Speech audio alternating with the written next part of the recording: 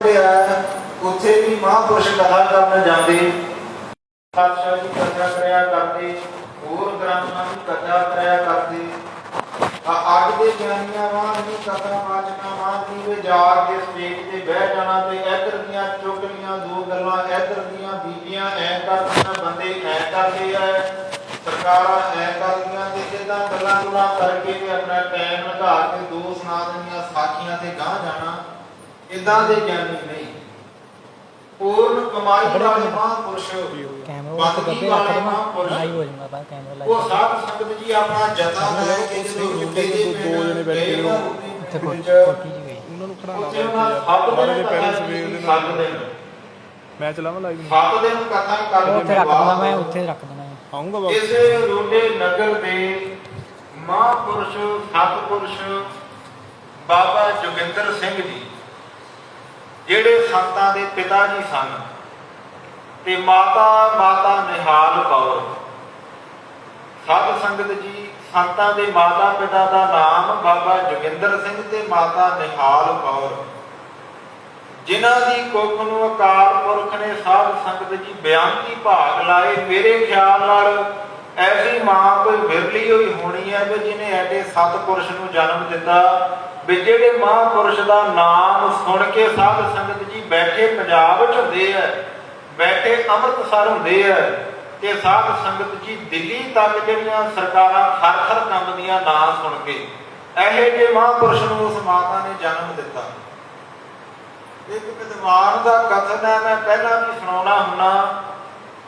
ਉਹ ਵਿਦਵਾਨ ਕਹਿੰਦਾ ਵੀ ਜਿਹੜੀਆਂ ਮਾਤਾਵਾਂ ਨਾ ਜੇ ਜਨਮ ਦੇਣਾ ਹੀ ਆ ਕਿਸੇ ਨੂੰ, ਜੇ ਇੱਛਾ ਰੱਖਦੀਆਂ ਹੀ ਆ ਪੁੱਤਰ ਦੀਆਂ ਔਲਾਦ ਦੀ ਇੱਛਾ ਰੱਖਦੀਆਂ ਉਹ ਮਾਵਾਂ, ਤਾਂ ਫਿਰ ਜੇ ਔਲਾਦ ਪੈਦਾ ਕਰੇ ਤਾਂ ਐਸੀ ਔਲਾਦ ਪੈਦਾ ਕਰੇ ਜਿਹੋ ਜੀ ਮੈਂ ਦੱਸਦਾ। ਉਹ ਵਿਦਵਾਨ ਕਹਿੰਦਾ, ਮੈਂ ਨਹੀਂ, ਵਿਦਵਾਨ ਕਹਿੰਦਾ। ਉਹ ਵਿਦਵਾਨ ਸਾਧ ਸੰਗਤ ਜੀ ਲਿਖਦਾ ਆ, ਕਹਿੰਦਾ ਜਨਨੀ ਜਨੈ ਤਾਂ ਭਗਤ ਜਨ, ਕਹਿ ਦਾਤਾ ਕਹਿ ਸੂਰ, ਨਾਹੀ ਤਾਂ ਜਨਨੀ ਬਾਝ ਰਹਿ ਕਾਹੇ ਗਵਾਵਹਿ ਨੂਰ। ਇੱਕ ਵਾਰੀ ਫੇਰ ਸੁਣ ਲਓ, ਕਹਿੰਦਾ ਜਨਨੀ ਜਨੈ ਤਾਂ ਭਗਤ ਜਨ, ਜਨਨੀ ਨਾਮ ਹੈ ਮਾਤਾ ਦਾ।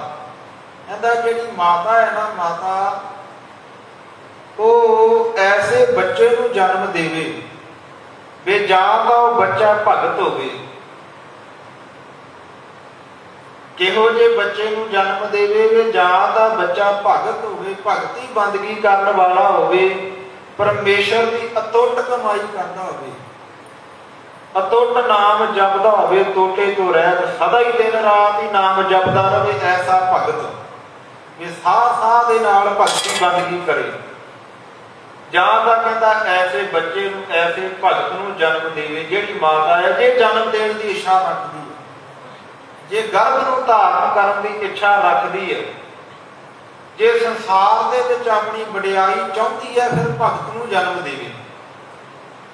ਕਹਿੰਦਾ ਜੇ ਭਗਤ ਨੂੰ ਜਨਮ ਨਹੀਂ ਦੇ ਸਕਦੀ, ਜਨਨੀ ਜਨੈ ਤਾਂ ਭਗਤ ਜਨ, ਕਹਿ ਦਾਤਾ ਕਹਿ ਸੂਰ, ਕਹਿ ਦਾ ਅਰਥ ਹੈ ਜਾਨ। ਜੇ ਭਗਤ ਨੂੰ ਜਨਮ ਨਹੀਂ ਦੇ ਸਕਦੀ ਤਾਂ ਕਿਸੇ ਦਾਤੇ ਨੂੰ ਜਨਮ ਦੇ ਦੇਵੇ। ਦਾਤੇ ਦਾ ਅਰਥ ਹੈ ਵੀ ਕਿਸੇ ਰਾਜੇ ਨੂੰ ਜਨਮ ਦੇ ਦੇਵੇ ਜਿਹੜਾ ਦਾਤਾ ਬਣਦਾ ਹੋਵੇ, ਜਾਂ ਤਾਂ ਭਗਤ ਨੂੰ ਜਾਂ ਫਿਰ ਕਿਸੇ ਰਾਜੇ ਨੂੰ ਜਨਮ ਦੇਵੇ। ਜੇ ਰਾਜੇ ਨੂੰ ਵੀ ਜਨਮ ਨਹੀਂ ਨਾ ਦੇ ਸਕਦੀ ਮਾਤਾ, ਰਾਜੇ ਨੂੰ ਵੀ ਜਨਮ ਨਹੀਂ ਦੇ ਸਕਦੀ। ਕਹਿ ਦਾਤਾ ਕਹਿ ਸੂਰ, ਸੂਰ ਦਾ ਅਰਥ ਹੈ ਸੂਰਮਾ, ਜਾਂ ਫਿਰ ਕਿਸੇ ਸੂਰਮੇ ਨੂੰ ਜਨਮ ਦੇ ਦੇਵੇ, ਫਿਰ ਜੇ ਦੋਵਾਂ ਨੂੰ ਨਹੀਂ ਦੇ ਸਕਦੀ। ਇਹ ਸਾਧ ਸੰਗਤ ਜੀ ਕਹਿਣ ਦੀ ਗੱਲ ਨਹੀਂ। ਜਿਹੜਾ ਬੱਚੇ ਨੂੰ ਜਨਮ ਦੇਣਾ ਨਾ, ਮਾਤਾ ਨੇ ਗਰਭ ਧਾਰਨ ਕਰਨਾ ਆ, ਆਪਣੇ ਘਰ ਦੇ ਵਿੱਚ ਪੁੱਤਰ ਦੀ ਇੱਛਾ ਰੱਖਣੀ, ਆਪਣੇ ਘਰ ਦੇ ਵਿੱਚ ਬੱਚੇ ਦੀ ਇੱਛਾ ਰੱਖਣੀ ਹੈ। ਉਹ ਬੱਚਾ ਕਿਹੋ ਜਿਹਾ ਹੋਵੇ ਇਹ ਸਾਧ ਸੰਗਤ ਜੀ ਮਾਤਾ ਪਿਤਾ ਤੇ ਡਿਪੈਂਡ ਕਰਦਾ ਹੈ। ਇਹ ਉਹਨਾਂ ਤੇ ਨਿਰਭਰ ਹੈ ਵੀ ਉਹ ਕਿਹੋ ਜਿਹੇ ਬੱਚੇ ਨੂੰ ਜਨਮ ਦੇਣਾ ਚਾਹੁੰਦੇ। ਜਿਵੇਂ ਦੇ ਉਹ ਆਪ ਹੋਣਗੇ, ਜਿਵੇਂ ਦੇ ਆਪ ਸੰਸਕਾਰ ਧਾਰਨ ਕਰਦੇ ਹੋਣਗੇ, ਉਵੇਂ ਦਾ ਅੱਗੇ ਸਾਧ ਸੰਗਤ ਜੀ ਬੱਚਾ ਹੋਵੇਗਾ। ਇਸ ਗੱਲ ਦੇ ਵਿੱਚ ਕੋਤਾਹੀ ਕੋਈ ਨਹੀਂ। ਗੁਸਤਾਖੀ ਇਸ ਗੱਲ ਦੇ ਵਿੱਚ ਕੋਈ ਨਹੀਂ ਵੀ ਜਿਵੇਂ ਦੇ ਉਹ ਕਰਮ ਕਰਦੇ ਹੋਣ, ਜਿਵੇਂ ਦਾ ਉਹਨਾਂ ਦਾ ਆਪਣਾ ਜੀਵਨ ਹੋਵੇ ਨਾ, ਅਕਾਲ ਪੁਰਖ ਵਾਹਿਗੁਰੂ ਉਹੋ ਜਿਹੀ ਔਲਾਦ ਉਸਦੇ ਘਰ ਵਿੱਚ ਭੇਜੇਗਾ। ਜੇ ਤਾਂ ਸਾਧ ਸੰਗਤ ਜੀ ਚੰਗੇ ਜੀਵਨ ਵਾਲੇ ਆ, ਚੰਗੀ ਮਰਿਆਦਾ ਗੁਰੂ ਕੀ ਰੱਖਦੇ ਆ, ਗੁਰੂ ਕਾ ਅੰਮ੍ਰਿਤ ਛਕਿਆ, ਫਿਰ ਤਾਂ ਅਕਾਲ ਪੁਰਖ ਵਾਹਿਗੁਰੂ ਕਿਸੇ ਸਿੱਖ ਨੂੰ ਜਨਮ ਉਹਨਾਂ ਦੇ ਘਰ ਵਿੱਚ ਦੇਵੇਗਾ। ਤੇ ਜੇ ਸਾਧ ਸੰਗਤ ਜੀ ਮਨਮੁਖ ਹੈ, ਮੜੀਆਂ ਨੂੰ, ਇੱਟਾਂ ਨੂੰ, ਪੱਥਰਾਂ ਨੂੰ ਮੰਨਣ ਵਾਲੇ ਹੈ, ਤੇ ਹੋਰ ਕੋਈ ਕਰਮ ਕਾਂਡ ਕਰਨ ਵਾਲੇ ਹੈ, ਫਿਰ ਵਾਹਿਗੁਰੂ ਉਹਨਾਂ ਦੀ ਭਾਵਨਾ ਨੂੰ ਉਹੋ ਜਿਹਾ ਫਲ ਲਾਵੇਗਾ। ਇਹ ਸਾਧ ਸੰਗਤ ਜੀ ਮਾਤਾ ਦੇ ਆਪਣੇ ਹੱਥ ਵਿੱਚ ਹੈ, ਪਿਤਾ ਦੇ ਆਪਣੇ ਹੱਥ ਵਿੱਚ ਹੈ ਵੀ ਅਸੀਂ ਆਪਣੀ ਔਲਾਦ ਨੂੰ ਕਿਹੋ ਜਿਹੇ ਬਣਾਉਣਾ ਹੈ। ਉਹ ਜਿਵੇਂ ਤੇ ਆਪ ਕਰਮ ਕਰਦੇ ਹੋਣ, ਨਸ਼ੇ ਕਰਦੇ ਹੋਣ, ਤਾਂ ਅਗਲਾ ਵੀ ਨਸ਼ੇ ਕਰੂ, ਕਿੱਥੋਂ ਰੋਕੋਗੇ ਉਹਨੂੰ? ਜੇ ਆਪ ਗੁਰੂ ਘਰ ਜਾਂਦੇ ਹੋਵੋਗੇ, ਅੰਮ੍ਰਿਤ ਛਕਿਆ ਹੋਵੇਗਾ, ਤੇ ਫਿਰ ਅਗਲੇ ਨੇ ਤਾਂ ਅੰਮ੍ਰਿਤ ਛਕਣਾ ਹੀ ਹੈ, ਬੱਚੇ ਨੇ ਤਾਂ ਵੇਖ ਕੇ। ਉਹ ਵਿਦਵਾਨ ਕਹਿੰਦਾ ਵੀ ਜਾਤ ਇਹਨਾਂ ਤਿੰਨਾਂ ਨੂੰ ਜਨਮ ਦੇਵੇ, ਜੇ ਨਹੀਂ ਨਾ ਤਿੰਨਾਂ ਨੂੰ ਜਨਮ ਦੇ ਸਕਦੀ, ਨਾਹੀ ਤਾਂ ਜਨਨੀ ਬਾਝ ਰਹੇ ਕਾਹੇ ਗਵਾਵਹਿ ਨੂਰ। ਕਹਿੰਦੇ ਫਿਰ ਜਿਹੜੀ ਇਸਤਰੀ ਹੈ ਨਾ, ਉਹ ਔਲਾਦ ਤੋਂ ਵਾਂਝੀ ਰਹਿ ਜਾਵੇ, ਵਾਂਝੀ ਰਹਿ ਜਾਵੇ, ਦੇਵੇ ਹੀ ਨਾ ਬੱਚੇ ਨੂੰ ਜਨਮ। ਕਾਹਦੇ? ਕਹਿੰਦੇ ਆਪਣੇ ਮੁਖ ਦਾ ਨੂਰ ਗਵਾਉਂਦੀ ਹੈ, ਕਾਹਨੂੰ ਆਪਣੀ ਸੁੰਦਰਤਾ ਗਵਾਉਂਦੀ ਹੈ, ਜੇ ਇਹੋ ਜਿਹੇ ਬੱਚੇ ਨੂੰ ਜਨਮ ਨਹੀਂ ਦੇ ਸਕਦੀ। ਫਿਰ ਕਹਿੰਦਾ ਫਟਕਾਰ ਹੈ ਐਸੀ ਇਸਤਰੀ ਦੀ, ਵੀ ਜੇ ਇਹਨਾਂ ਤੋਂ ਇਲਾਵਾ ਜੇ ਹੋਰ ਕਿਸੇ ਨੂੰ ਜਨਮ ਦੇਵੇ। ਮੈਂ ਸਾਧ ਸੰਗਤ ਜੀ ਇਹ ਦੋਹਰਾ ਤੁਹਾਨੂੰ ਤਾਂ ਸੁਣਾਇਆ ਕਿ ਧੰਨ ਬਾਬਾ ਜੋਗਿੰਦਰ ਸਿੰਘ ਜੀ ਮਹਾਂਪੁਰਸ਼ਾਂ ਦੇ ਪਿਤਾ ਤੇ ਮਾਤਾ ਨਿਹਾਲ ਕੌਰ, ਇਹ ਤਿੰਨੇ ਬਚਨ ਦਾ ਸਾਧ ਸੰਗਤ ਜੀ ਗੱਲ ਪਿੱਛੇ ਰਹਿ ਗਈ। ਤਿੰਨੇ ਬਚਨ ਵੀ ਭਗਤ, ਦਾਤਾ, ਰਾਜਾ ਔਰ ਸੂਰ ਸੂਰਮਾ। ਇਹਨਾਂ ਤਿੰਨਾਂ ਗੁਣਾਂ ਤੋਂ ਇਲਾਵਾ ਸ਼੍ਰੀਮਾਨ ਸੰਤ ਗਿਆਨੀ ਜਰਨੈਲ ਸਿੰਘ ਜੀ ਖਾਲਸਾ ਭਿੱਟਰਾਂ ਵਾਲੇ ਮਹਾਂਪੁਰਸ਼ਾਂ ਦੇ ਵਿੱਚ ਅਨੇਕਾਂ ਹੀ ਸਾਧ ਸੰਗਤ ਜੀ ਗੁਣ ਸੀ, ਅਨੇਕਾਂ ਹੀ। ਜੇ ਗੱਲ ਕਰ ਲਈਏ ਭਗਤ ਦੀ, ਤਾਂ ਭਗਤੀ ਬੇਅੰਤ। ਮੈਂ ਤੁਹਾਨੂੰ ਸੁਣਾਵਾਂਗਾ ਵੀ ਕਿੰਨੀ ਭਗਤੀ ਸੀ ਮਹਾਂਪੁਰਸ਼ਾਂ ਦੀ। ਬਾਕੀ ਤਾਂ ਸਾਰੇ ਸੁਣਾਉਂਦੇ ਆ ਨਾ, ਵਿਦਵਾਨ ਤੁਸੀਂ ਸੁਣਦੇ ਵੀ ਹੋਵੇਗੇ ਵੀ ਮਹਾਂਪੁਰਸ਼ 101 ਪਾਠ ਜਪਜੀ ਸਾਹਿਬ ਦਾ ਰੋਜ਼ ਕਰਦੇ ਸੀ ਸੰਤ ਗਿਆਨੀ ਜਰਨੈਲ ਸਿੰਘ ਜੀ ਖਾਲਸਾ, ਤੇ ਹੋਰ 5 ਗ੍ਰੰਥੀ ਦਾ ਨਿਤਨੇਮ ਕਰਦੇ ਸੀ। ਇਹ ਤੋਂ ਵੱਖਰੀ ਵੀ ਸੁਣਾਵਾਂਗੇ। ਸਾਧ ਸੰਗਤ ਜੀ ਭਗਤ ਵੀ ਕਹਿ ਲਈਏ ਵੀ ਸਿਰੇ ਦੇ ਆਮ ਸ਼ਬਦਾਂ ਵਿੱਚ, ਭਗਤੀ ਬੰਦਗੀ ਵੀ ਸਿਰੇ ਦੀ। ਉਹਨਾਂ ਨੂੰ ਜਥੇ ਦੇ ਵਿੱਚ ਅਭਿਆਸੀ ਕਹਿ ਕੇ ਬੁਲਾਇਆ ਕਰਦੇ। ਅਭਿਆਸੀ, ਉਹ ਅਭਿਆਸੀ ਆ, ਅਭਿਆਸੀ ਜੀ ਇੱਧਰ ਆਓ, ਅਭਿਆਸੀ ਜੀ ਆ ਕਰੋ, ਹੋਰ ਨਾਮ ਨਹੀਂ ਲੈਂਦੇ ਸੀ। ਕੋਈ ਜਰਨੈਲ ਸਿੰਘ ਦਾ ਬਾਅਦ ਚੋਂ ਜਾਣਨ ਲੱਗੇ ਆ ਨਾ, ਪਹਿਲਾਂ ਅਭਿਆਸੀ ਸੀ। ਅਭਿਆਸੀ ਕਾਹਦੇ? ਉਹਨਾਂ ਨਾਮ ਦੀ ਕਮਾਈ ਕੀਤੀ ਸੀ, ਨਾਮ ਦੀ। ਬਾਣੀ ਜਿਹੜੀ ਪੰਡਤੀ ਸੀ, ਆਪਣੇ ਉੱਤੇ ਢਾਲ ਕੇ ਵਿਖਾਈਆਂ ਸੀ ਵੀ ਕਿਵੇਂ ਮਹਾਰਾਜ ਦੀ ਬੰਦਗੀ ਕਰਨੀ ਹੈ। ਤੇ ਜੇ ਸਾਧ ਸੰਗਤ ਜੀ ਭਗਤੀ ਕੀਤੀ ਤਾਂ ਉਹ ਵੀ ਸਿਰੇ ਦੀ। ਉਹਨਾਂ ਵਰਗਾ ਕੋਈ ਜਥੇ ਦੇ ਵਿੱਚ ਅਭਿਆਸੀ ਨਹੀਂ ਸੀ ਜਿਹੜਾ ਅਭਿਆਸ ਉਹਨਾਂ ਨੇ ਨਾਮ ਦਾ ਕੀਤਾ, ਸ਼ਬਦ ਦਾ ਕੀਤਾ। ਜੇ ਇਸ ਵਿਦਵਾਨ ਦੇ ਅਨੁਸਾਰ ਗੱਲ ਕਰੀਏ ਦਾਤੇ ਦੀ, ਰਾਜੇ ਦੀ, ਤਾਂ ਸਾਧ ਸੰਗਤ ਜੀ ਉਹਨਾਂ ਦਾ ਦਿਲ ਇੰਨਾ ਦਇਆਵਾਨ ਸੀ। ਤੁਸੀਂ ਤਾਂ ਸੁਣਦੇ ਹੀ ਹੋਗੇ, ਮਹਾਂਪੁਰਖ ਬੜੇ ਜੀ ਗਰਮ ਖਿਆਲੀ ਸੀ ਭਿੰਡਰਾਂ ਵਾਲੇ। ਤਾਂ ਉਹਦਾ ਜੀ ਮਾਰ ਧਾੜ ਦੀਆਂ ਗੱਲਾਂ ਕਰਦੇ ਸੀ, ਹੋਰ ਗੱਲ ਹੀ ਨਹੀਂ ਸੀ ਕੋਈ ਕਰਦੇ। ਪਰ ਸਾਧ ਸੰਗਤ ਜੀ ਜਿੱਥੇ ਤੁਸੀਂ ਇੱਕ ਪੱਖ ਦੇਖਦੇ ਹੋ ਨਾ, 2 ਤਰੀਕੇ ਦੇ ਪੱਖ ਹੁੰਦੇ ਆ। ਇੱਕ ਵਿਧੀ ਪੱਖ ਹੁੰਦਾ, ਇੱਕ ਨਿਖੇਧ ਪੱਖ ਹੁੰਦਾ ਹੈ। ਜੇ ਤੁਸੀਂ ਇੱਕ ਪੱਖ ਦੀ ਉਹ ਗੱਲ ਕਰੀ ਜਾਵੋਗੇ ਨਾ, ਸਾਡੇ ਮਹਾਂਪੁਰਸ਼ ਬਾਬਾ ਨਛੱਤਰ ਸਿੰਘ ਜੀ ਕਹਿੰਦੇ ਹੁੰਦੇ ਵੀ ਜੇ ਰੋਟੀ ਇੱਕ ਸਾਈਡ ਹੀ ਰੱਖੀਏ ਨਾ, ਤਵੇ ਤੇ ਤੋਂ ਜਲ ਜਾਂਦੀ ਹੈ, ਉਹਨੂੰ ਦੂਜਾ ਪਾਸਾ ਥੱਲਣਾ ਪੈਂਦਾ, ਫੇਰ ਜਾ ਕੇ ਰੋਟੀ ਬਣਦੀ ਹੈ।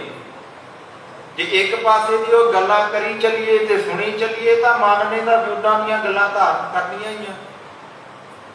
ਤੇ ਜੇ ਤੁਸੀਂ ਤੁਹਾਡੇ ਮਨ 'ਚ ਗੱਲਾਂ ਪਈ ਜਾਂਦੀਆਂ ਰੋਜ਼ ਵੀ ਭਿੰਡਰਾਂ ਵਾਲਾ ਜੀ ਖਾਲੂ ਸੀ, ਬਦਮਾਸ਼ ਸੀ, ਬੰਦੂਕਾਂ ਵੰਡਦਾ ਸੀ, ਨਾਲ ਸਿੰਘ ਰੱਖਦਾ ਸੀ ਬੜੇ ਜ਼ਿਆਦੇ ਜੀ, ਗੱਡੀਆਂ ਰੱਖਦਾ ਸੀ। ਫਿਰ ਤਾਂ ਤੁਹਾਡੇ ਮਨ 'ਚ ਗੱਲ ਆਉਣੀ ਹੋਈ ਹੈ ਪੱਕੀ ਵੇ ਉਹ ਮਹਾਂਪੁਰਸ਼ ਦਾ ਖੜਕੇ ਦੜਕੇ ਵਾਲੀ ਸੀ। ਪਰ ਸਾਧ ਸੰਗਤ ਜੀ ਇੱਕ ਪੱਖ ਦੀ ਗੱਲ ਜਿਹੜਾ ਬੰਦਾ ਸੁਣਦਾ ਆ ਜਾਂ ਮੰਨਦਾ ਆ ਜਾਂ ਧਾਰਨ ਕਰਦਾ ਉਹਨੂੰ ਬੰਦਾ ਨਹੀਂ ਗਿਣਿਆ ਜਾ ਸਕਦਾ। ਉਹਦਾ ਮੂਰਖੀ ਹੋਇਆ ਨਾ, ਕਿਉਂਕਿ ਜਿਹੜਾ ਰਾਜਾ ਵੀ ਹੈ ਨਾ, ਰਾਜਾ ਉਹ ਹਮੇਸ਼ਾ ਨਿਆਂ ਤੇ ਅਨਿਆਂ ਨੂੰ ਦੋਵਾਂ ਪੱਖਾਂ ਨੂੰ ਨਾਲ ਲੈ ਕੇ ਚੱਲਦਾ ਹੈ, ਸਹੀ ਤੇ ਗਲਤ ਨੂੰ ਨਾਲ ਲੈ ਕੇ ਚੱਲਦਾ ਹੈ। ਤਰੋ ਵਿਚਾਰ ਸਾਧ ਸੰਗਤ ਜੀ, ਦਾਤੇ ਵੀ ਐਡੇ, ਦਇਆਵਾਨ ਵੀ ਐਡੇ। ਜੇ ਕਿਸੇ ਨੇ ਜਾਣਾ ਵੀ ਮਹਾਂਪੁਰਸ਼ੋ, ਇੱਕ ਵਾਰ ਸਾਧ ਸੰਗਤ ਜੀ ਜਥੇ ਦੇ ਵਿੱਚ ਮਹਾਂਪੁਰਸ਼ ਬੜੇ ਸਿਆਲ ਦੇ ਦਿਨ, ਧੁੰਦਾਂ ਦੇ ਦਿਨ, ਬੜੇ ਠੰਡਾਂ ਦੇ ਦਿਨ, ਤੇ ਤੜਕੇ 2-2:30 ਵਜੇ ਇਸ਼ਨਾਨ ਕਰਕੇ ਆਪਣੇ ਕਮਰੇ ਵੱਲ ਨੂੰ ਜਾ ਰਹੇ, ਜਦੋਂ ਮੁਖੀ ਬਣ ਗਏ ਸੀ ਟਕਸਾਲ ਦੇ ਉਦੋਂ, ਤੇ ਮੋਟਾ ਚੋਲਾ ਪਾਇਆ, ਥੱਲੇ ਝੱਗੀ ਪਾਈ ਹੈ, ਤੇ ਤੁਰੇ ਜਾ ਰਹੇ ਆ, ਨਾਲ ਸਿੰਘ ਆ। ਤੇ ਉਹ ਜਥੇ ਦੇ ਵਿੱਚ ਇੱਕ ਰਾਗੀ ਸਿੰਘ ਰਹਿੰਦੇ ਹੁੰਦੇ ਸੀ, ਬਜ਼ੁਰਗ। ਉਹਨਾਂ ਦੇ ਕੋਲ ਕੋਈ ਮੋਟਾ ਚੋਲਾ ਨਹੀਂ ਸੀ, ਉਹ ਪਤਲਾ ਜਿਹਾ ਚੋਲਾ ਪਾਇਆ, ਤੇ ਉਹ ਵੀ ਰਾਹ ਦੇ ਵਿੱਚ ਖੜੇ ਫਤਿਹ ਬੁਲਾਉਣ ਵਾਸਤੇ, ਤੇ ਕੰਬ ਰਹੇ ਆ ਬੜੇ।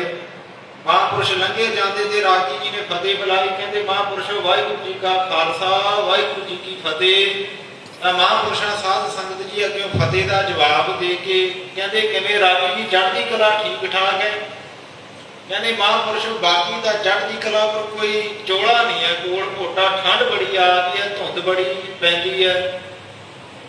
ਤੇ ਸਾਧ ਸੰਗਤ ਜੀ ਉਸੇ ਵੇਲੇ ਮੋਟਾ ਚੋਲਾ ਆਪਣੇ ਗਲ ਦੇ ਵਿੱਚੋਂ ਲਾਇਆ ਤੇ ਕਹਿੰਦੇ ਰਾਗੀ ਜੀ ਆਹ ਚੋਲਾ ਪਾਓ। ਐਡੇ ਦਇਆਵਾਨ ਦਿਲ ਦਰਿਆ ਵੇ, ਕੋਈ ਚਿੰਤਾ ਹੀ ਨਹੀਂ ਕਿਸੇ ਪ੍ਰਕਾਰ ਦੀ ਵੀ ਮੈਂ ਮੁਖੀ ਹਾਂ, ਮੈਂ ਇਹਨੂੰ ਚੋਲਾ ਕਾਹਦੇ ਲਾ ਕੇ ਦੇਵਾਂ। ਤੇ ਦਾਤੇ ਸਾਧ ਸੰਗਤ ਜੀ ਐਡੇ। ਤੇ ਜੇ ਗੱਲ ਕਰੀਏ ਵਿਦਵਾਨ ਦੇ ਅਨੁਸਾਰ ਸੂਰਮਤਾਈ ਦੀ, ਫਿਰ ਸਾਧ ਸੰਗਤ ਜੀ ਉਹਨਾਂ ਦੇ ਕਿਸੇ ਕੋਈ ਸੁਣਨ ਤੋਂ ਰਹਿਤ ਨਹੀਂ, ਕੋਈ ਦੱਸਣ ਦੀ ਲੋੜ ਨਹੀਂ। ਬੱਚੇ ਤੋਂ ਲੈ ਕੇ ਬਜ਼ੁਰਗ ਤੱਕ ਸਾਧ ਸੰਗਤ ਜੀ ਉਹਨਾਂ ਦੀ ਸੂਰਮਤਾਈ ਦੀਆਂ ਗੱਲਾਂ ਹਰ ਘਰ ਦੇ ਵਿੱਚ ਕੀਤੀਆਂ ਜਾਂਦੀਆਂ। ਹਰ ਘਰ ਦੇ ਵਿੱਚ ਜਿਹੜਾ ਉਹਨਾਂ ਦਾ ਦੁਸ਼ਮਣ ਵੀ ਸੀ ਨਾ, ਵੈਰੀ ਵੀ ਸੀ, ਉਹ ਵੀ ਇਹ ਗੱਲ ਅੱਗ ਕੇ ਆਪਣੇ ਮੂੰਹ ਦੇ ਵਿੱਚੋਂ ਕਹਿ ਦਿੰਦਾ ਸੀ, ਕਹਿੰਦਾ ਯਾਰ ਜੋ ਮਰਜ਼ੀ ਹੈ, ਜਿਹੜਾ ਭਿੰਡਰਾਂ ਵਾਲਾ ਸੰਤ ਹੈ ਬੜਾ ਦਲੇਰ ਸੀ, ਕਿਸੇ ਕੋਲੋਂ ਡਰਦਾ ਨਹੀਂ ਸੀ, ਕਿਸੇ ਕੋਲੋਂ ਝੁਕਦਾ ਨਹੀਂ ਸੀ, ਕਿਸੇ ਅੱਗੋਂ ਕਹਿਣੀ ਕੋਈ ਗੱਲ ਤਾਂ ਉਹ ਝਿਜਕਦਾ ਨਹੀਂ ਸੀ, ਕਹਿ ਦਿੰਦਾ ਸੀ ਮੂੰਹ ਦੇ ਉੱਤੇ। ਐਡਾ ਸੂਰਮਾ ਸੀ, ਜਿਨ੍ਹਾਂ ਦੀ ਸੂਰਮਤਾਈ ਦੀਆਂ ਗੱਲਾਂ ਸਾਧ ਸੰਗਤ ਜੀ, ਜਿਹੜੀ 6 ਲੱਖ ਫੌਜ ਚੜ੍ਹ ਕੇ ਆਈ ਸੀ ਨਾ ਆਰਮੀ ਦੀ ਸ੍ਰੀ ਹਰਿਮੰਦਰ ਸਾਹਿਬ, ਉਹ ਫੌਜ ਦੇ ਸਾਧ ਸੰਗਤ ਜੀ ਜਿਹੜੇ ਮੁਖੀ ਸੀ, ਜਨਰਲ ਸੀ, ਉਹ ਹੁਣ ਤੱਕ ਕਿਤਾਬਾਂ ਦੇ ਵਿੱਚ ਉਹਨਾਂ ਦੀ ਸੂਰਮਤਾਈ ਦੀਆਂ ਗੱਲਾਂ ਲਿਖਦੇ। ਸੂਰਮੇ ਅੱਗੇ ਵੀ ਜਿਹਨਾਂ ਦੇ ਸੂਰਮਤਾਈ ਦੇ ਕਿਸੇ ਤੁਸੀਂ ਜਿਵੇਂ ਸੁਣੀ ਚਲਾਉਂਦੇ ਥੋੜੇ, ਐਨਾ ਵੀਰ ਵਾਸਨਾ ਦੇ ਅੰਦਰ ਮਹਾਰਾਜ ਦੀ ਬਾਣੀ ਪੜ੍ਹ ਕੇ ਪੈਦਾ ਹੋਇਆ। ਐਨੀ ਕਮਾਈ ਉਹਨਾਂ ਨੇ ਸ਼ਬਦ ਦੀ ਕੀਤੀ। ਤੇ ਸਾਧ ਸੰਗਤ ਜੀ ਫਤਿਹ ਬੁਲਾਉਣ ਲੱਗਿਆ ਵੀ ਬੰਦਾ ਕੰਬਦਾ ਸੀ, ਫਤਿਹ ਬੁਲਾਉਣ ਲੱਗਿਆ। ਜਿਹੜੇ ਆਪਣੇ ਸਿੰਘ ਸੀ ਨਾ, ਉਹ ਵੀ ਸੋਚ ਕੇ ਫਤਿਹ ਬੁਲਾਉਂਦੇ ਸੀ, ਪਤਾ ਨਹੀਂ ਮਹਾਂਪੁਰਸ਼ਾਂ ਨੇ ਕੀ ਕਹਿਣਾ। ਸੋ ਸਾਧ ਸੰਗਤ ਜੀ ਇਸ ਵਿਦਵਾਨ ਦੇ ਅਨੁਸਾਰ ਸੂਰਮੇ ਵੀ ਅੱਗੇ ਤਗੜੇ। ਤੋ ਧੰਨ ਹੈ ਮਾਤਾ ਨਿਹਾਲ ਕੌਰ, ਜਿਹਨੇ ਸਾਧ ਸੰਗਤ ਜੀ ਆਪਣੀ ਕੁੱਖ ਜੁਗਾਂ ਤੱਕ ਹੀ ਸਫਲ ਕਰ ਲਈ, ਜੁਗਾਂ ਤੱਕ ਹੀ। ਐਡੇ ਕੁੱਖ ਨੂੰ ਭਾਗ ਲਾਏ ਕਾਲ ਪੁਰਖ ਵਾਹਿਗੁਰੂ ਨੇ। ਉਸ ਮਾਤਾ ਦਾ ਆਪਣਾ ਆਉਣਾ ਵੀ ਸਫਲ ਹੋ ਗਿਆ ਸੰਸਾਰ ਦੇ ਵਿੱਚ। ਔਰ ਜਿਹੜੇ ਮਹਾਂਪੁਰਸ਼ ਨੂੰ ਜਨਮ ਦਿੱਤਾ ਉਹ ਤਾਂ ਸਫਲੇ ਸੀ, ਉਹਨਾਂ ਦਾ ਆਉਣਾ। ਤੇ ਉਹਨਾਂ ਨੇ ਸਾਧ ਸੰਗਤ ਜੀ ਆਪ ਮੁਕਤ ਕਰੇ ਸੰਸਾਰ, ਨਾਨਕ ਤਿਸ ਜਨ ਕੋ ਸਦਾ ਨਮਸਕਾਰ। ਐਸੀ ਉਹਨੇ ਸਾਰਾ ਸੰਸਾਰ ਹੀ ਸਾਧ ਸੰਗਤ ਜੀ ਮੁਕਤ ਕਰ ਦਿੱਤਾ। ਤੋ ਮਾਤਾ ਨਿਹਾਲ ਕੌਰ ਦੀ ਕੁੱਖ ਨੂੰ ਸਾਧ ਸੰਗਤ ਜੀ ਭਾਗ ਲਾਏ। ਬਾਬਾ ਜੋਗਿੰਦਰ ਸਿੰਘ ਮਹਾਂਪੁਰਸ਼ਾਂ ਦੇ ਘਰ ਐਸਾ ਸੂਰਮਾ ਸਾਧ ਸੰਗਤ ਜੀ, ਬਚਨਾਂ ਦਾ ਬਲੀ, ਬੰਦ ਦੀ ਕਮਾਈ ਵਾਲਾ ਮਹਾਂਪੁਰਸ਼ 2 ਜੂਨ 1947 देश की वंड के समय जिहड़ा सन सी 1947 ईस्वी 2 जून मोगे जिले के अंदर रोडे पिंड के अंदर साध संगत जी महापुरुषों ने जन्म धारण किया। माता निहाल कौर की कुख नूं भाग लाए। जदों साध संगत जी जन्म होया उन्होंने बाबा जोगिंदर सिंह माता निहाल को पूर्ण अमृतधारी गुरु के सिख महाराज जी की बख्शिश नूं प्राप्त। कईयां नूं तां महापुरुषों का पिछोकड़े नहीं ना पता, उन्होंने तो बस इन्नी वो गल पता भी पुछ लो भी कौन भिंडरां वाला, अच्छा अच्छा ठीक है, बंदूकां वाला बाबा, अच्छा अच्छा ठीक है, बस इन्नी वो गल पता, होर नहीं कोई गल पता भी बाबा जमिया किथों, उत्तों थोड़ा डिग्या बाबा। संसार के विच किसी के घरे जन्म लिया, कोई बंदगी की कमाई की, वो एवें चढ़ा चुड़ा पा लिया उत्तों। तो साध संगत जी पूर्ण गुरसिख माता पिता महापुरुषों ने अमृतधारी सारा परिवार अमृतधारी। तो जदों महापुरुषों का जन्म होया गुरु ग्रंथ साहब महाराज की हजूरी में लैके आए, सतगुरु सच्चे पातशाह जी के दर्शन करवाए। तो साध संगत जी मर्यादा के अनुसार जिहड़ा ग्रंथी सिंह सी उन्होंने कह के देग बनवाई। देग बनवा के अरदास की वे महाराज ने कृपा की है, भजंगी बख्शिया, महाराज कृपा करके नाम रखो। तो साध संगत जी धन गुरु ग्रंथ साहब महाराज सच्चे पातशाह जी ने हुक्मनामा बख्शिया, जिसका तन मन धन सब तिसका सोई सुगड़ सुजानी। धनासवी राग के विच महाराज जी ने हुक्मनामा बख्शिया। तो जज्जा अखर साध संगत जी आया, जज्जा अखर। तो साध संगत जी माता पिता ने नाम रख दिता जरनैल सिंह। ते नाम भी जिहो जिहा नाम उहो जिहा जरनैलों वाले काम भी साध संगत जी करके विखाए। दुनिया का कोई जरनैल इस जरनैल के अगे ठहर नहीं सकिया। नहीं तो जिहड़ी साध संगत जी भारत वर्ष की आर्मी है ना, ये बड़े बड़े बड़े अफसर है, जनरल है, जिन्होंने बड़े बड़े कोर्स किए होंगे है जंग लड़न के, अपनिया सारिया उम्र इन्हां कामां दे विच लंघाइयां होंदियां केवल जरनैल बनने वास्ते। केवल ते साध संगत जी उन्होंने इहो जिहा अगे जरनैल टकरिया भी उन्होंने नासां चों धू कढ़ के रख दिता। उन्होंने पता नहीं लग्या भी असीं आए किधर आते जाना किधर नूं है। उन्होंने अपनी जरनैली सारी वो भुल गई। इहो जिहा जरनैल महाराज ने साध संगत जी पैदा किया। तो परिवार वाले नाम रखा जरनैल सिंह। ते साध संगत जी फिर मर्यादा के अनुसार जो अमृत की मर्यादा साध संगत जी करीदा, अमृत संचार, बच्चे नूं जन्म संस्कार वो साध संगत जी निभाई। फिर गुरमुख की सिक्ख्या दी। फिर इन्हां बाबा जोगिंदर सिंह होना महापुरुषों के होर भी साध संगत जी अगे पुत्र होए। 7 पुरुष इन्हां दे 7 पुत्र साध संगत जी होए। महापुरुषों के 6 भरा होर सन ते भैन भी सी। साध संगत जी अपने पुत्र नूं गुरसिੱਖੀ की मर्यादा सिखाई, नाम बाणी बंदगी कराउंदे है। दमदमी टकसाल के बाहरले मुखी संत ज्ञानी गुरबचन सिंह जी खालसा भिंडरां वाले जो प्रचार करते रोडे पिंड दे विच पहुंचे हैं। रोडे पिंड दे विच पहुंचे 7 दिन कथा की है। 7वें दिन कथा की समाप्ति हुई, सारिया संगतां मिलदियां आ गई ते ये बाबा जोगिंदर सिंह पूर्ण रहत मर्यादा अमरधारी महापुरुषों के पिता ये भी आके मिले। 7 पुरुषों ने नमस्कार की ते लागे बह गए। बड़े महापुरुष संत ज्ञानी गुरबचन सिंह जी पुछण लगे, कहते जोगिंदर सिंह तेरे भजंगी किने? कहते महापुरुषों 7 भजंगी आ, 7 मेरे पुत्र आ। महापुरुष कहते लिया किथे है? ते लिया के सामने खड़ा दिते 7 दे 7। जो सतपुरुष कहन लगे भी जोगिंदर सिंह इन्हां दे विचों सानूं एक भजंगी दे जथे की सेवा दे वास्ते जिहड़ा जथा चलाया ना कलगीधर पातशाह ने, इसकी सेवा के वास्ते सानूं एक भजंगी दे। तो बाबा जोगिंदर सिंह जी कहन लगे महापुरुषों सारे तुहाडे आ, भावें सारे लै लो, जे एक ले जाना तो जिहड़ा मर्जी लै लो, तुहाडे ही आ सारे। ਤਾਂ ਜਦੋਂ ਉਹਨਾਂ ਨੇ ਸਾਧ ਸੰਗਤ ਜੀ ਮਿਹਰ ਦੀ ਨਿਗਾਹ ਦੇ ਨਾਲ, ਮਿਹਰ ਭਰੀਆਂ ਅੱਖਾਂ ਦੇ ਨਾਲ, ਕਿਉਂਕਿ ਬੰਦਗੀ ਬੜੀ ਸੀ ਵੱਡੇ ਮਹਾਂਪੁਰਸ਼ਾਂ ਦੀ, ਤੁਸੀਂ ਇਹ ਹਿਸਾਬ ਲਾਓ ਵੀ ਸੰਤ ਗਿਆਨੀ ਜਰਨੈਲ ਸਿੰਘ ਖਾਲਸਾ ਪਿੰਡਰਾਂ ਵਾਲਿਆਂ ਦੀ ਕਿੰਨੀ ਕਮਾਈ ਸੀ, ਕਿੰਨੀ ਬੰਦਗੀ ਸੀ। ਤੇ ਜਿਨ੍ਹਾਂ ਨੇ ਉਹਨਾਂ ਨੂੰ ਜਾਣਦਿਆਂ ਬਚਪਨ ਦੇ ਵਿੱਚ ਹੀ ਪਛਾਣ ਲਿਆ, ਤੇ ਉਹਨਾਂ ਸਤਿਪੁਰਸ਼ਾਂ ਦੀ ਕਿੰਨੀ ਬੰਦਗੀ ਹੋਵੇਗੀ ਵੀ ਉਹਨਾਂ ਨੇ ਬਚਪਨ ਦੇ ਵਿੱਚ ਹੀ ਉਹਨਾਂ ਨੂੰ ਪਛਾਣ ਲਿਆ ਕਿ ਆਉਣ ਵਾਲੇ ਸਮੇਂ ਵਿੱਚ ਟਕਸਾਲ ਦਾ ਮੁਖੀ ਹੋਵੇਗਾ, ਕੌਮ ਦੀ ਅਗਵਾਈ ਕਰੇਗਾ, ਸੂਰਮੇ ਪੈਦਾ ਕਰੇਗਾ ਸੰਸਾਰ ਦੇ ਅੰਦਰ। ਉਹਨਾਂ ਨੇ ਪਹਿਲੇ ਸਾਧ ਸੰਗਤ ਜੀ ਪਛਾਣ ਲਿਆ ਵੀ ਕਿੰਨੀ ਬੰਦਗੀ ਉਹਨਾਂ ਮਹਾਂਪੁਰਸ਼ਾਂ ਦੀ ਹੋਊਗੀ। ਤੇ ਉਹਨਾਂ ਆਖਿਆ ਵੀ ਆਹ ਜਿਹੜਾ ਭਜੰਗੀ ਹੈ ਨਾ, ਇਹ ਸਾਨੂੰ ਦੇ ਦਿਓ, ਇਹਦਾ ਨਾਮ ਹੀ ਕੀ ਕਹਿੰਦੇ, ਜਰਨੈਲ ਸਿੰਘ ਨਾਮ ਹੈ ਜੀ, ਕਹਿੰਦੇ ਇਹ ਸਾਨੂੰ ਦੇ ਦਿਓ। ਤੇ ਜਾਨੂੰ ਮਾਤਾ ਨਿਹਾਲ ਕੌਰ ਜੀ ਆ ਗਏ, ਮਹਾਂਪੁਰਸ਼ਾਂ ਨੂੰ ਬੇਨਤੀ ਕਰਨ ਲੱਗੇ, ਕਹਿੰਦੇ ਮਹਾਂਪੁਰਸ਼ੋ ਵੀ ਇਹ ਭਜੰਗੀ ਸਾਡਾ 12 ਸਾਲ ਦਾ ਹੋ ਗਿਆ ਆ, ਤੇ ਹਜੇ ਕੋਈ ਜ਼ਬਾਨ ਦੇ ਵਿੱਚੋਂ ਬੋਲ ਨਹੀਂ ਬੋਲਦਾ, ਗੁੰਮ-ਸੁੰਮ ਹੀ ਰਹਿੰਦਾ, ਚੁੱਪ ਹੀ ਰਹਿੰਦਾ, ਕੋਈ ਬਚਨ ਕੱਢਦਾ ਹੀ ਨਹੀਂ ਮੂੰਹ ਦੇ ਵਿੱਚੋਂ, ਕੋਈ ਬੋਲ ਹੀ ਨਹੀਂ ਬੋਲਦਾ। ਸਾਡੇ ਮਨ ਦੇ ਵਿੱਚ ਤਾਂ ਡਰ ਹੈ ਕਿ ਕਿਤੇ ਇਹ ਬੋਲਦਾ ਹੀ ਨਾ ਹੋਵੇ, ਕਿਤੇ ਇਹਨੂੰ ਬੋਲਣਾ ਹੀ ਨਾ ਆਵੇ ਸਾਰੀ ਉਮਰ।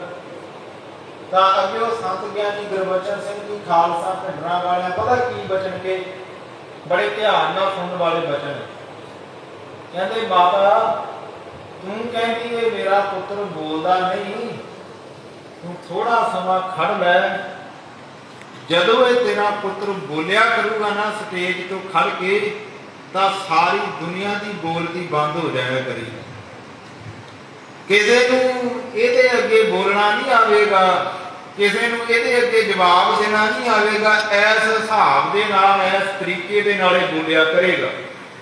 ਇਹ ਮਾਤਾ ਜਦੋਂ ਤੇਰਾ ਪੁੱਤਰ ਬੋਲਿਆ ਕਰੇਗਾ ਨਾ, ਸਾਰੀ ਦੁਨੀਆ ਖੜ ਖੜ ਕੇ ਸੁਣਿਆ ਕਰੇਗੀ, ਖੜ ਖੜ ਕੇ।